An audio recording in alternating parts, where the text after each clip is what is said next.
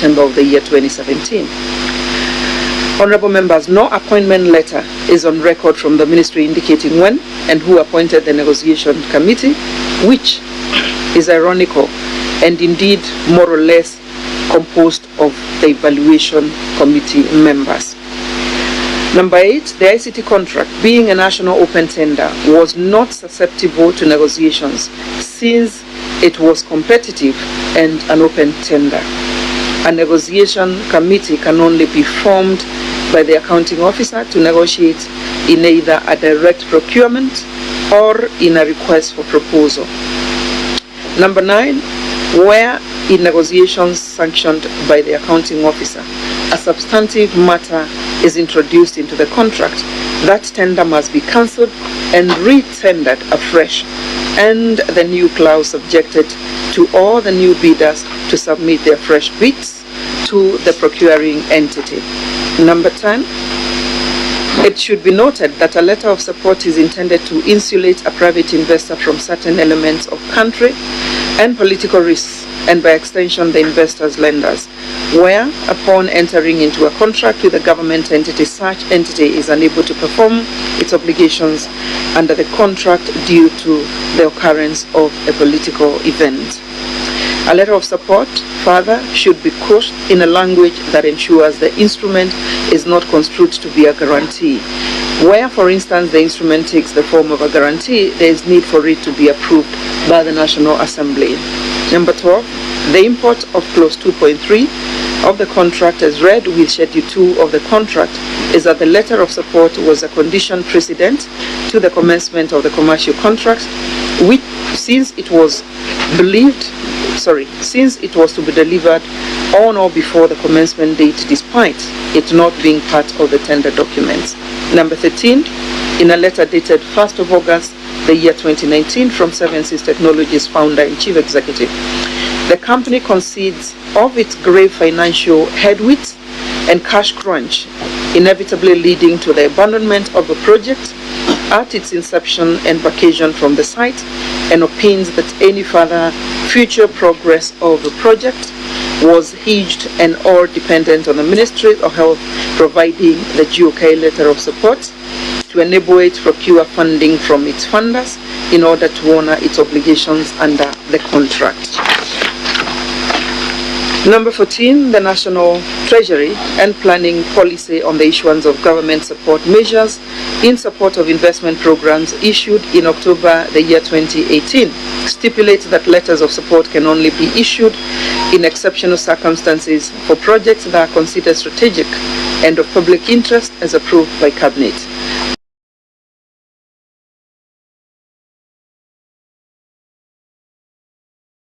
Act and the Public-Private Partnerships Act of the year 2013. Constitutional provisions require prudence and responsibility in the use of public money, which in public infrastructure development are particularly critical notions bound up in the idea of affordability, value for money, optimal risk allocation, and public service delivery. Number 15, the issuance of a letter of support will involve the following actors. One is that developers or investors who will be required to submit the initial request. Chairperson, no application or initial request has been received from Seven Seas. Primary MDA, Ministry, Department, Agency, or county government whom a contractual relationship exists with the developer, or the parent ministry having the overall mandate for contracting department or agency. It can also be from the National Assembly and Planning and the Attorney General. Number 16, in Articles 201 and 2 of the Constitution of Kenya, which lay down the core principles that guide all aspects of public finance in Kenya, that public finance shall be open, will be accountable, and must allow for public participation. Government support measures are tools used to promote public infrastructure development which are grounded on the notions of equity, fairness, balanced development anchored in public finance system. And under Articles 227 of the Constitution, the procuring of public infrastructure projects needs to ensure fair, equitable, transparent, competitive, and cost-effective outcomes.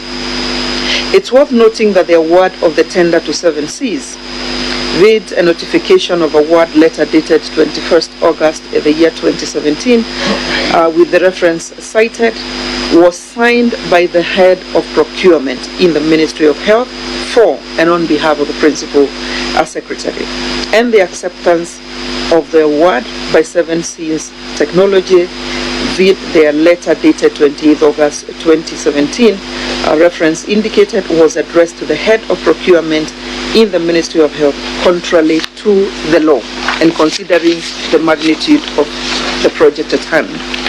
Number 17, even at the point of cancellation of the contract, honorable members, on the advice of the Attorney General's Office, the 7Cs Technologies Security Bond Policy number 120A053829517, issued by ICEA Lion General Insurance and dated 28th August of the year 2017, had expired on 27th August 2018. Therefore, 7Cs Technologies Limited had no valid security board as required by the law. At the heart of the cancellation of the ICT contract by the Ministry of Health on the 18th November 2019 was the prolonged abandonment of the site by 7Cs Technologies Limited since March of the year 2018. Failure by 7Cs Technologies Limited to meet or any of the milestones stipulated in Schedule 7 of the implementation program under the contract, and more significantly, 7Cs Limited lack of financial capacity or wherewithal to execute the ICT contract.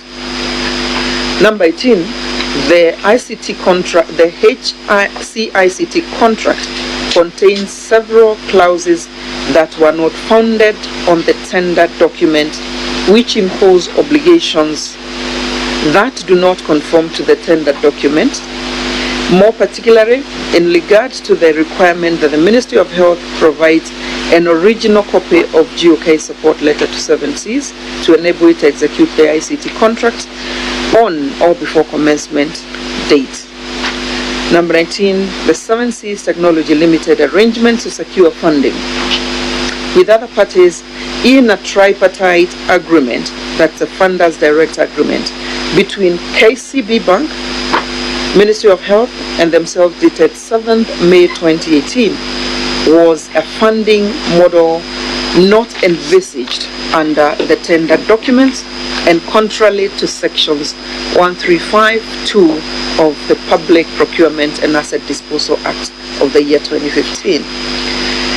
And 20, the tender documents require the successful tenderer to be possessed of the financial capacity to implement the ICT project. Number 21, the lack of clearance of the letter of support by the Attorney General's Office owing to the fact that no risks, commercial or political, had been identified to justify the issuance.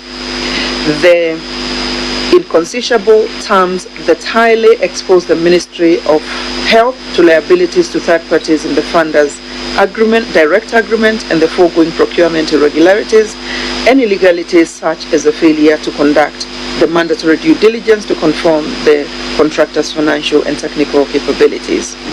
Bullet 2, lack of satisfaction of the value for money as required by the law and the introduction of prejudicial and unconstitutional terms into the contract favoring one bidder after the evaluation process, which terms hitherto were not contemplated in the tender documents, left the Ministry of Health with no other option but to terminate the contract contracted with otherwise a technically and financially deficient entity following the advice given by the Office of the Attorney General in order to protect public interest. Almost finally, number 22, 7Cs Technologies upfront expectation to be issued with an original Government of Kenya letter of support by the Ministry of Health as a prerequisite to their making of an investment decision, even before the project due diligence, creates a sense of entitlement.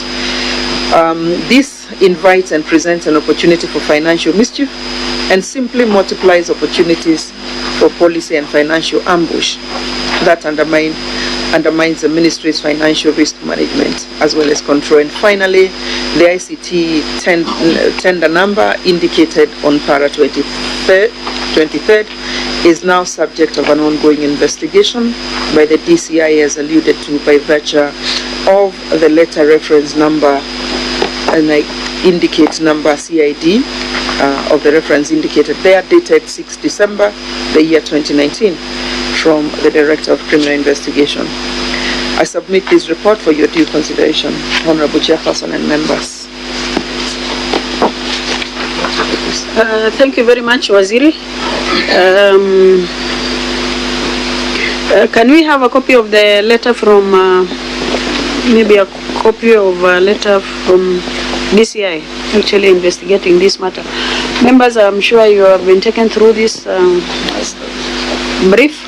You want to start? Senator Wetangula is requesting to start. So, proceed, Senator. As they look for the letter, Waziri, thank you for that comprehensive response.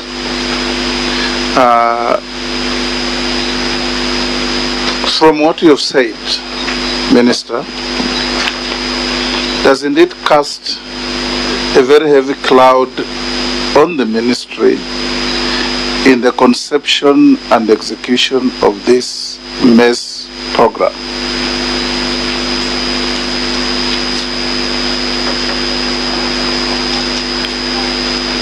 I prefer us to be interactive, so I don't want to ask a series of questions and you start answering.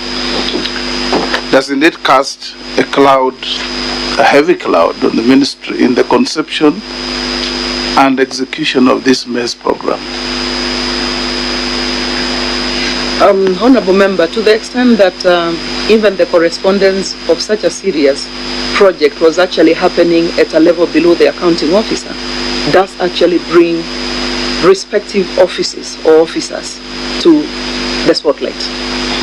The Attorney General appeared before us through the Solicitor General, and the Solicitor General told us that whatever he was telling us was as a result of instructions from the ministry, correct? I understand. The Attorney General, in his response to the issues we raised about this matter, got a brief from the ministry. Indeed. Indeed. And he did say some of the things you have said about the apparent variation of issues in the contract that were not in the tender document, and you have said the same. I'll start you off in your number 2.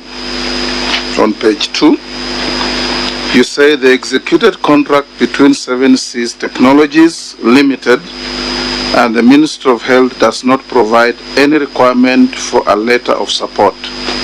Is that true? True. Have you looked through the tender document? Yes, I did. Did you find a requirement for the letter of support? There are 2 sets of documents, honorable members. There is a tender document, there is additional material which confirms minutes of a team that purportedly went to negotiate. I'll come to that. Yes. I'm aware of the meeting in Naivasha. Yes. I'm dealing with primary documents, in fact, brought to this committee by yourself. The invitation to tender and the actual agreement executed between this company and the ministry. Do you insist that it didn't contain a requirement for a government support letter? The original tender documents did not. I'll show you.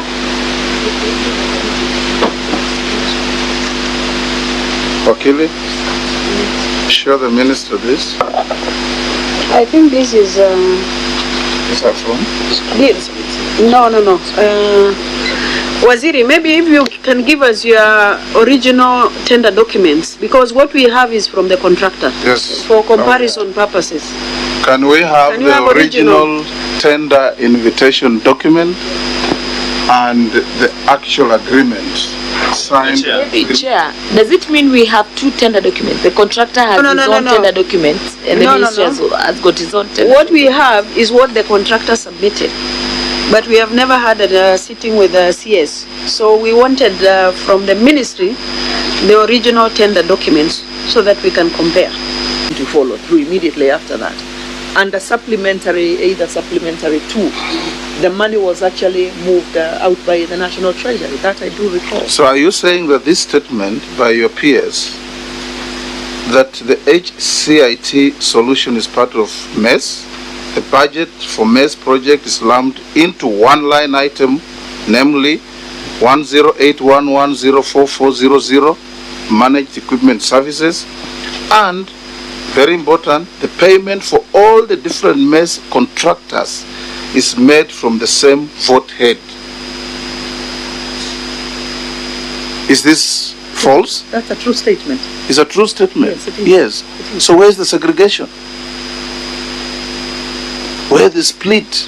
Because these senators represent counties that are taxed at source 200 million every year for this program. Now, where is the segregation of this particular one from the rest? Chairperson. Do you have any material to show us? I have none because I didn't come to respond to the accounting issue directly. But I can tell you, if I go back to the office today, I will be able to give the breakdown of what was going into the radiology equipment, what was going to go to the ICT equipment, what was going to go to the ICU. That information is there. It is the composite budget which I think the PS is referring to in this particular statement. But I think But it was known. Waziri, it is obvious that each and every county is deducted 200 million at source, which clearly means the budget is available. So the statement by your peers saying that the budget is not available is not true. It's not true. Because it's misleading, actually. Yeah? Okay.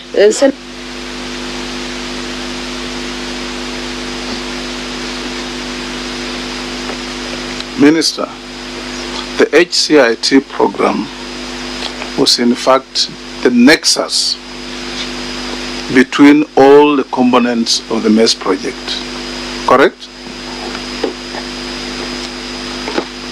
Minister, if you shake your head, it won't go on record. It's partially correct. It's correct. Partially. Yes. The degree is not material, it's correct. Material because some of the other projects already have their own connectivity and ICT components. So I think it's material. Your letter to the Attorney General, your PS says, hospitals without radiologists to digitally transmit patients' images for review by radiologists stationed in other hospitals and so on and so forth. So it was a linkage. And we have visited some hospitals where we've been told, like in Tana River, they have equipment for MES, but they are not able to transmit images to Kenyatta for review, analysis, and response. So the reason you formulated HCIT is to create the critical connectivity between hospitals in this program, however remote they are located. Whether it's in Garbatula, whether in Kachiliba, whether it is in Lokchogyo, they will be able to benefit from the technology that you are putting in place, correct? And that is what was the foundation for value for money in this entire MES program, correct? True. True. And in the absence of HCIT, therefore, you've put there a body and removed the heart. So it's not a body anymore. Correct? So today, somebody in Endebess or Kuria cannot have the benefit of the experts and consultants sitting at Kenyatta when they are in dire need of medical support. despite the fact that 200 million every year is taken off from the accounts at source. Correct? Minister? I'm not, Chair, honorable members, I'm not so sure that you are not suggesting that the end will justify the means. I am not very sure, because if we will come to the means. Deal with the end first. Yeah. That you have denied Kenyans in the manner you have handled the HCIT project. Kenyans have been denied the benefit of what they are continuously paying for. In fact, we are told in Tana River that sometimes a runner has to carry images to run to Mombasa by road to go and have them checked by an expert. Where connectivity will simply mean you just fire the image and the request, and in no time you get a feedback and you treat the Kenyan who is in need. So this is denied of Kenyans. I responded by saying it is partially correct, partially incorrect, because already the MES equipment, some of them have the capability. We are quite happy with the partially correct. Yeah? The partially incorrect, they have the capability to relay the images you are speaking about to Kenyatta Hospital today as I speak to you, without the ICT project. Then why did you conceive it if it was not necessary?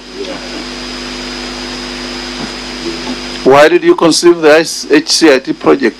In the first place, it was part of GE who got the biggest chunk of this program with 24 billion, and if they got this, they would have gotten an additional 11 billion.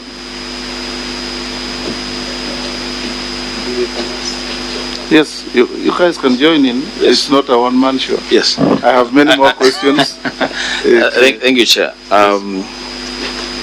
Maybe just two questions alongside the same line. Madam CS, does the Ministry of Health consider this HCIT project an important component of the MES project? Is it an important component of the MES project? It is. It is. So that the real value for the project, the entire project, is all components working together. Yeah. Not necessarily. Not necessarily. Who committed the 4.9 billion Kenya shillings to this HCIT project? The same accounting officers who committed the rest of the amounts to the other components.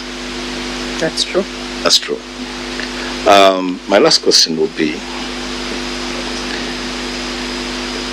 this contract has been cancelled, and reasons for cancellation, some of them have been alluded to here.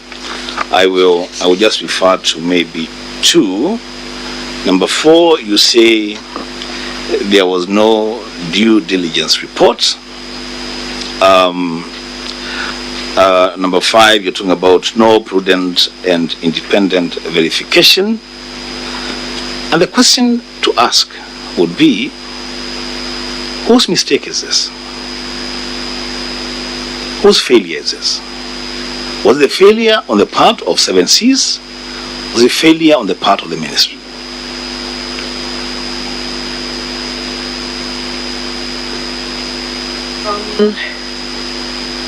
Both. Both. Both. But 7 Seas. Chair, maybe I write on his question because of the reasons the CS gave why they cancelled. And another question, the reasons they gave is that the contract was, the letter of award was signed by the head of procurement, which is, she says it's contrary to the law. So, Madam CS, did it have to take 2 years from August 2017 to the time you cancelled in 2019 to realize that the letter of award was actually signed by the head of procurement? Because I'm sure for 2 years the contractor had mobilized and had started putting things in place, which is a cost. Because if this contractor today maybe goes to court, the government will pay dearly for services not rendered to the people. So did it have to take 2 years? And maybe a last one, with this magnitude of project, why is it that the AG's office was not involved in the contract from inception? Because the AG is involved when you want to cancel, when you, like the ministry gave the office of the AG scant information which he used to advise to cancel the contract. Why is it that the AG was not involved from inception? Chair, precisely the reason we find ourselves here is because the AG was never brought into this to advise in terms of the substance of the contract itself or even the process itself. That's why we find ourselves here. Number two, why it took 2 years to cancel as well is because if you then are consulting with there were two parties being consulted here. One was the National Treasury on account of the letter of support, and number two, the AG in terms of the substance of the contract and legality of the contract. And there was reasonable back and forth in terms of this information availed, the other information. And that would then explain the time that was taken. But number three, Chair, is also good to note that it is not just the reason that it's not that the accounting officer, it is a procuring officer who handled a bit of the correspondence. That was only one of the many reasons which go to demonstrate the illegality of this contract and how wrong the process itself was. So it's just one of the many. Chair, can I complete my line? Just complete, Senator Wambua. Yes. So I'm interested, Madam CS, on this mutual failure. And let's be specific about the due diligence report. What was the failure of the contractor in undertaking due diligence? What was his failure? He proceeded to sign a contract which, from where he sits, I know he knew that it was irregular. To the extent that no due diligence had been undertaken, that as a responsible business person in this country, he ought to also have preempted or prompted, number one. Number two, the extent that this minute, which is taking too long to be discussed also, confirms where he went to speak to negotiate a contract so that things can be inserted in favor. Also, he is held severally and individually accountable for the failure. Thank you, Madam CS. Is that officer still in the office, Madam CS? Because that is a very serious offense for an officer to sign something that has a value of 4.7 billion. Is he still in the office, or has he been interdicted? What action has the ministry taken? The problem has been transferred to another ministry. Now, okay, so that's okay. I will take that. What about the ministry? What was the failure of the ministry on due diligence? What the team, the officers made me understand is that they took an assumption of other projects which were presented by the contractor as ones that he had participated in, and they took that to be equal to due diligence. Therefore, according to them, it was sufficient. When we moved the matter to the office of the Attorney General, Madam CS, you know, we are on record and we are on national television. You're saying that officers of the Ministry of Health took documents from a contractor and took the value for the award for gospel truth and went ahead and signed a contract of 4.9 billion Kenya shillings. And you're saying that on TV, that they never checked, they never verified anything. The contractor brought documents, they looked at the documents, they said this is fine, 4.9 billion shillings. If I say it any other way, I'll be doing public relations, I'll be lying. So that's the This is truth. exactly what they did. Yes. This is exactly what they did. So there was no verification of the documents that were presented to the ministry. They just proceeded, because in your own submission, it would appear that the other bidders had been disqualified. Then there was only a single bidder, 7Cs, who proceeded to the technical. And every document that the bidder who was left provided to the ministry just went ahead and signed documents and awarded a contract. That's what you're telling this committee. I'd like the procurement officer to jump in and support this. The way I understand it, it was a two-step process. A technical evaluation, where technical evaluation only with this particular bidder. The documents were opened of this particular one, and therefore Alone. that is what proceeded to financial. I would like the head of procurement is here with me. He can confirm that to be the process. Please. Thank you, Chair and honorable members. I wish to confirm that after the technical evaluation was done, the only bidder that was declared responsive at that stage was Seven Seas. So their financial proposal, they were invited for the opening of the financial proposal, which was opened. And after that, that was evaluated and after that recommended for award. And the law provides that... For how long? Let me cut you short. Yes, madam. For how long have you been there? In that ministry. 1 year. In that ministry? 1 year. Have You are you not looked there at this time. this letter from AG or maybe from your PS before you The came AG. here? No, madam. Then you are not helping us. On due diligence, Minister, this is what your PS told the Attorney General. Although a comprehensive due diligence was not undertaken beyond the financial audit report and the technical proposal submitted by the tenderer, the information given below was considered in arriving at a decision to award the contract. SST, a subcontractor of GE East Africa Services Limited under MES project in the Ministry of Health, is undertaking implementation of radiology imaging equipment. It goes on, and then I read Roman 5. Are we together? Wenda, don't obstruct the minister. Help her by giving her the letter at page 150 from the Attorney General. Now go to page 151 and then go to Roman 4. In the letter documents, you are still talking of your due diligence.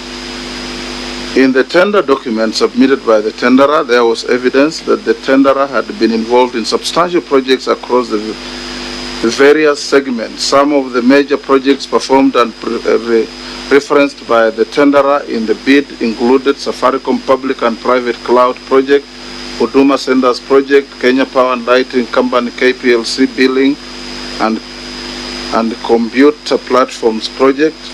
Then you conclude, that's your ministry to which you are the head, based on the evidence provided on the technical proposal, the minister considered that there was adequate information available that could allow the ministry to ascertain that the bidder had the capacity to deliver HCIT solution and that the bidder had completed similar work.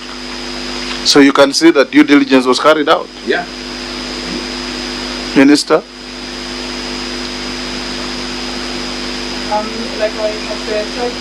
Unless you want to say that this content is incorrect. Yes.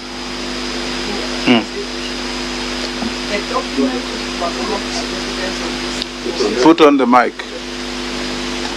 The documentation which was availed by the tenderer himself is what is a subject of discussion he has indicated, the Huduma and what have you.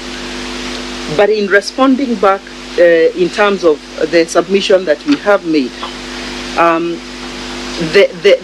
I go to page 3, number 4. No visits to the 3 sites to establish the completion of similar works by the bidder was under. Whose negligence is that? Yeah. Perhaps. Whose negligence is that? I think it is mutual responsibility, Chairperson and honorable members. And because what we seem to do is that you're isolating one issue, right? And I can say this is the ministry for the time being, but come down again and say, by the time the tenderer himself was submitting, I think before he signed the contract, he was duty bound as well to ask of the ministry and the team he was working with to also make a site visit. You know, Madam Sia, so that we help each other here. You know, as of now, there is nothing before us to show that the contractor had or had not completed similar works anywhere else. Yes. You know, we can't determine that. And there is nothing from the ministry that shows us that there was an attempt by the ministry to visit completed sites by the contractor, which attempts were thwarted by the contractor. So in the absence of that, really it's just your word against his word. And Wambua, yes. Safaricom, Huduma Centers, and Kenya Power are public entities. Even a phone call from the ministry can tell whether such contracts were carried out or not. Did you do that? It didn't happen as far as I have been briefed. They didn't happen. So you see, the last one, just to help all of us, Madam Sears. I know there is shared responsibility in cabinet, in government, but my advice, which you may choose not to take, don't carry burdens that don't belong to you. If somebody was supposed to do certain things they did not do, you have no business trying to explain them out of a situation. They will have their day here, they will say their thing. Thank you, Chair. Maybe give me, Chair. Thank you very much, Chair. After listening very carefully to the Solicitor General, Financial Advisor who was here, after listening to this company, HCIT, I strongly believe that this is a very serious matter, that the Senate is acting now as an arbitrator. And if this matter goes to court, if this person has not gone, I truly believe that if this matter goes to court and the penalty of the consequences come to the government, it will be so serious. So I want to believe that, I want to ask some few questions. At what percentage had this company implemented his work? Maybe the ministry has an assessment towards that.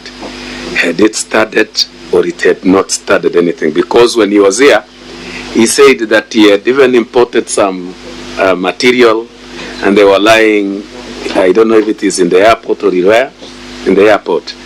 And he was only asking for a small support in form of a letter that could have assisted him to have a great milestone in the implementation of this process.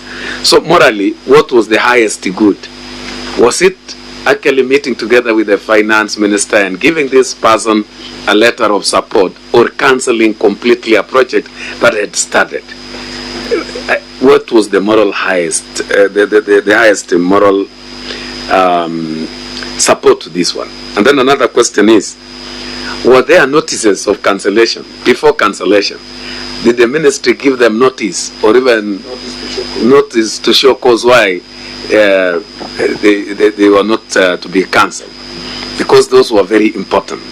That is very important, that if the ministry had written to them notices to show cause of cancellation.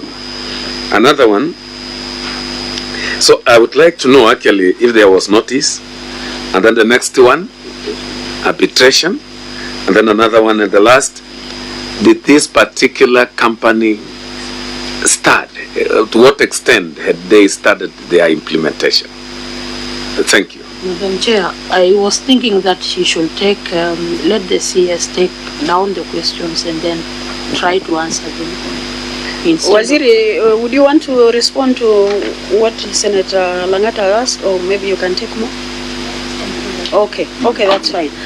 Now, on the arbitration, I think the contractor was saying you are the ones who blocked him from actually negotiating this contract before cancellation. Yeah, and he's on record actually. Yes. Yeah, so were there attempts by the contractor to negotiate on this contract before the cancellation? Senator Wambua is asking me to be a bit honest, not to carry people's burdens. The contractor has lied. The contractor has lied before this committee. I said it before. I'm saying it again. The contractor wrote only after the cancellation, seeking for two things. One, he gave a threat of 14 days for him to move to court. That matter was progressed to the Attorney General's office for advice. When the 14 days lapsed, he wrote and sought for arbitration. That was after the cancellation. And that is what is on record. Back to the issues raised by Honorable Langat. The last report that was availed to me in April,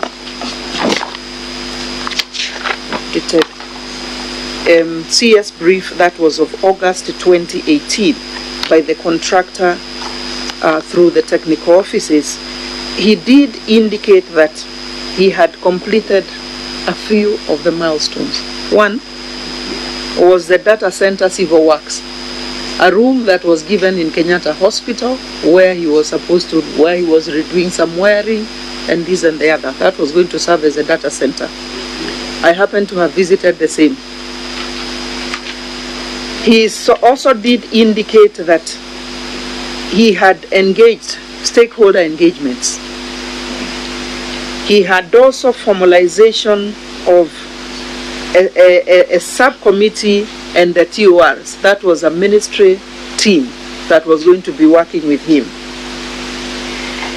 He talked about being in the process of sourcing and shipping data center equipment for that Kenyatta Hospital room. He alleged verbally that the equipment had been shipped in, a matter which occasioned the National Assembly Health Committee to actually visit the site in Kenyatta after they had invited me around the same time. That is as far as his works was concerned.